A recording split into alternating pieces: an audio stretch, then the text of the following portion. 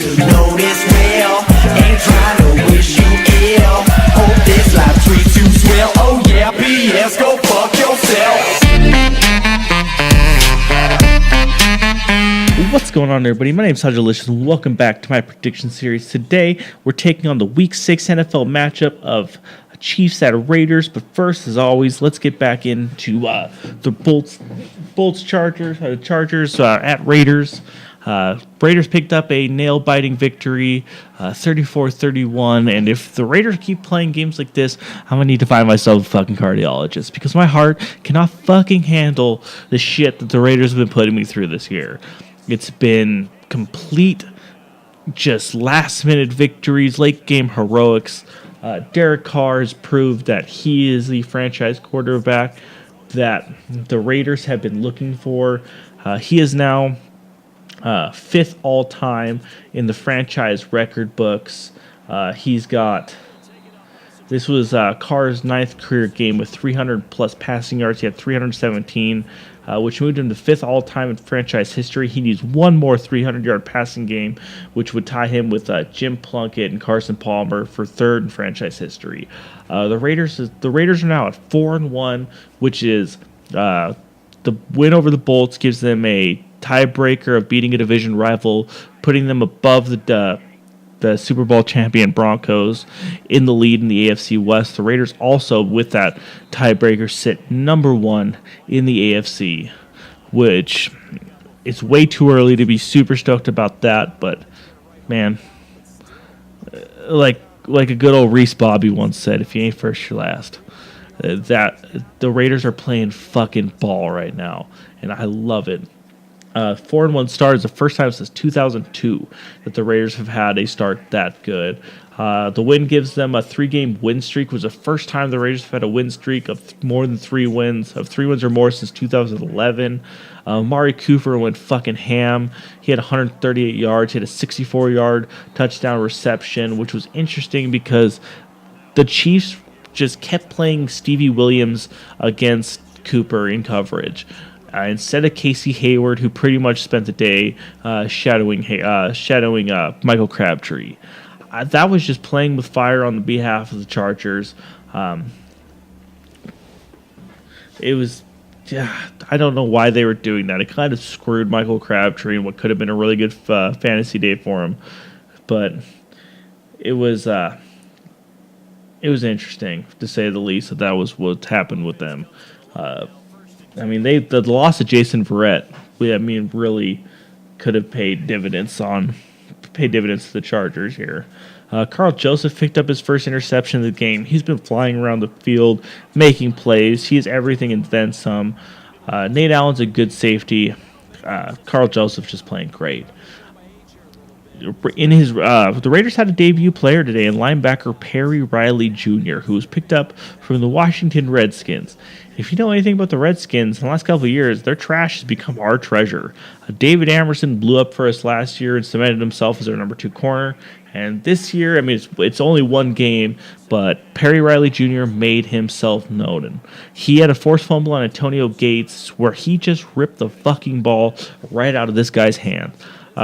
If you know anything about it, the old basketball player Antonio Gates, that's not something you do to him very easily. Really great plays from him. Perry Riley Jr. and Corey James looked miles better than Malcolm Smith and Ben Heaney, which is not saying much.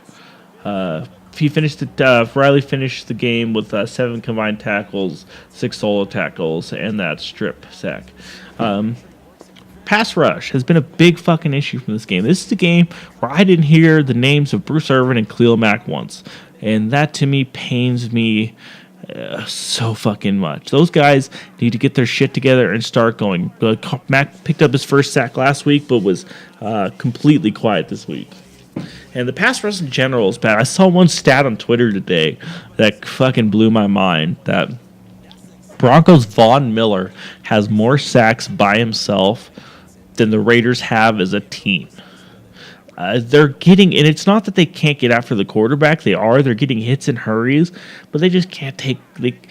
can't take quarterbacks down right now. It's just that they're playing, all the quarterbacks that they're playing are veteran quarterbacks that get away the ball quickly. I mean, they played against Matt Ryan and Drew Brees and Phillip Rivers and Joe Flacco. And then the only veteran they didn't play against is Marcus Mariota, who's fucking, guy's fast as fuck. You can't, it's hard to catch that dude.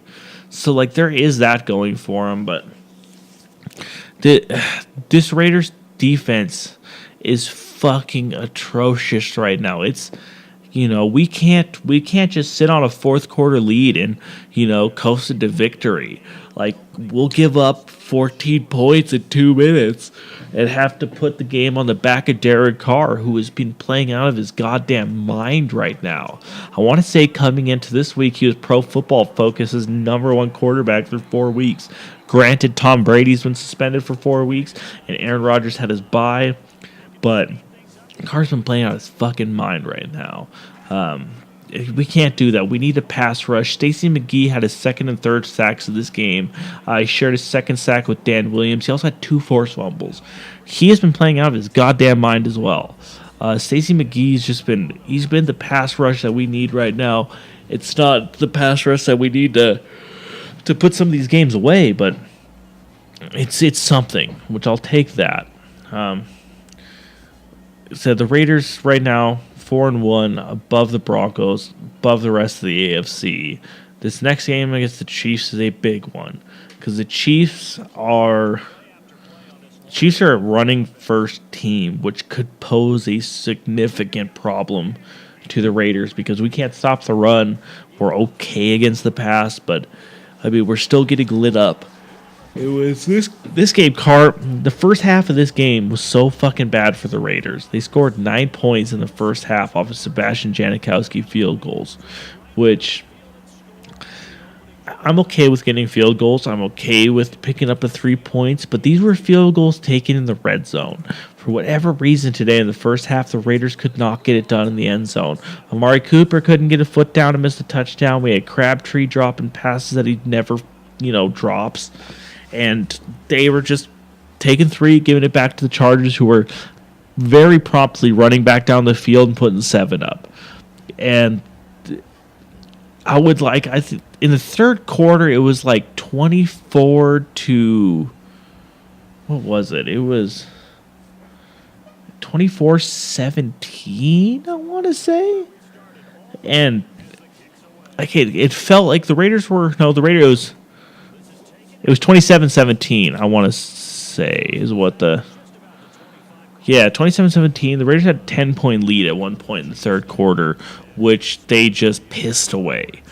And that's been what's been hurting my heart and making me stress out during these games, is that I have zero faith right now in the Oakland defense to be able to come out and stop anybody, which they need to do. They need to give Derek Carr a break. They can't expect this guy to win 35-point shootouts every goddamn week, which he is, but we can't be doing that. The defense needs to give this guy a fucking break every now and again.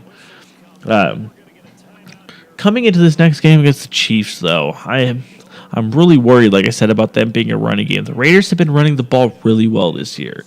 Jalen Richard and DeAndre Washington have been a great complementary asset to Latavius Murray. And Murray was severely missed in this game. Richard and Washington are good at breaking long plays. They're shifty runners. But when you need 2 or 3 yards, those hard yards, we need Murray. That's what he's good at. He's good at running north-south. He's good at picking up those hard-to-get yards. So he's going to be, hopefully he'll return to the game against the Chiefs, because they need to be able to control the time of possession. One thing that doesn't scare me about the Chiefs is their passing game, because this is going to be a game where the Chiefs try to run the ball, and Captain Checkdown Alex Smith is going to do what he does best, and that's throw those short little dump passes over the middle, screens, the shit that's been tearing the Raiders up all year long. But in this game, coming into this game right now, here's the difference I'm going to show you. Right now, Spencer Ware has got 54 carries for 284 yards. Albeit Jamal Charles has been busted up. He's been hurt. I'm not sure if he's going to be playing this game or not. I haven't been following his situation too closely. But we'll be seeing later in the week what happens to him. But bets are wearing Charkandrick West. Charkandrick West is 12 carries for 63 yards. I mean, both of them are sitting right now with a 5.3 yard average. On the other side of the ball, we got Latavius Murray of 40 carries for 172 yards and Jalen Richard for 25 carries and 175 yards, which is, I mean, right there, the Raiders and the Chiefs are pretty equal at running the ball right now. Raiders got a better offensive line than the Chiefs. Thank you to them and Rodney Hudson. But down in the receiving area is where I think this game is going to be won. Jeremy Maclin's got 20 receptions for 244 yards and 1 touchdown. Travis Kelce, their tight end's got 22 catches for 220 yards and 2 touchdowns. That's their leading 2 receivers right there. On the other side, you have Michael Crabtree and Amari Cooper. Amari Cooper's got 26 catches for 456 yards and a touchdown. And Michael Crabtree's got 29 receptions for 355 yards and 5 touchdowns. These boys have been balling out this year. And this is the kind of game where right now, like I said, let me give you a little another comparison here. Total yards per game. Right now, the Raiders are averaging 391.6 yards a game to 338 of the Chiefs. Passing yards per game, Raiders are 272.4 versus the Chiefs 248.2. And rushing yards per game, and the Chiefs are supposed to be a rushing team. Raiders are putting 119.2 yards down every game versus the 90.2 of the Chiefs.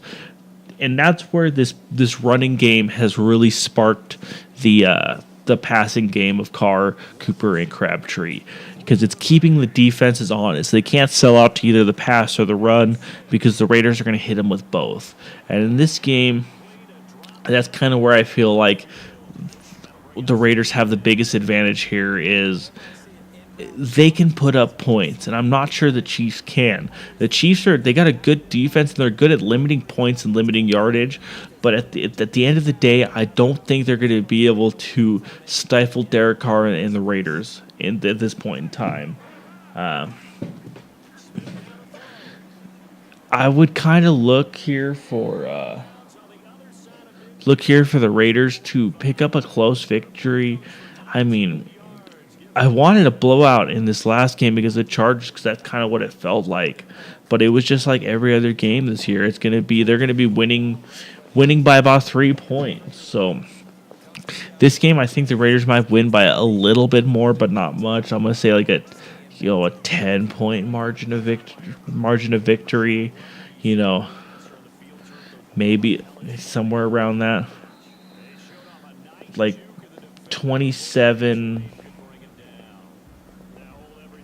Let's go 28-17. Let's do that. The Raiders hit it with 4 touchdowns. I would say 1 from the ground, 3 through the air. It's kind of how this feels to me. But we're going to call it with that. Like I said, this is a good game for the Raiders. Getting back on top. Seeing that the defense is not clicking, like I said, but you're seeing sparks. Carl Joseph getting his first interception of the year was a big thing. The Chiefs are going to have their way with the Raiders' defense. But Alex Smith is not the kind of guy that's going to win this through the air. And that's the problem that he's going to have with the Raiders, that I expect them to get out to a lead and get out to, a quick start, which they've kind of been doing so far this year. The Raiders are amazing in the fourth quarter right now. Like they've been able to pull off these late game heroics. Derek Carr is, cool as the other side of the pillow, like when it comes to these situations. And I wish Bill Musgrave would let Carr do Carr, because when he does that, he is just, he's lights out. He's lights out when the game's on the line. This kid is the Raiders' savior at quarterback. And I have all the faith in the world that the Raiders are going to pick up a win here against the Chiefs. He knows what's up. I'm going to leave you with this, though, because the Raiders were 4-1, and this is what I love about Derek Carr. He knows that we're top of the AFC. He knows we're top of the AFC West right now.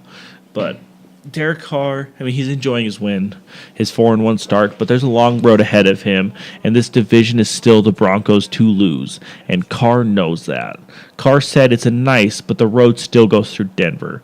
They're the Super Bowl champions, division champs. I'll always pay respect to them. That's what they've earned. We have earned absolutely nothing yet. We've earned 4 wins in 5 games, which is a great feeling. It's a very nice feeling, trust me. Don't twist it. It feels really nice. But we haven't done anything yet. That is what I love to hear from this kid. He knows exactly what he's doing. He's humble. He's in the moment. He's going to take the Raiders to the next level because he knows how important these games are, and he's not letting the game get bigger than him. So let's do that. 28-17. The Raiders are going to pick up another win and move on to 5-1 on the season. Thank you guys for watching. Please remember to like, comment, subscribe. As always, go fuck yourselves and go Raiders.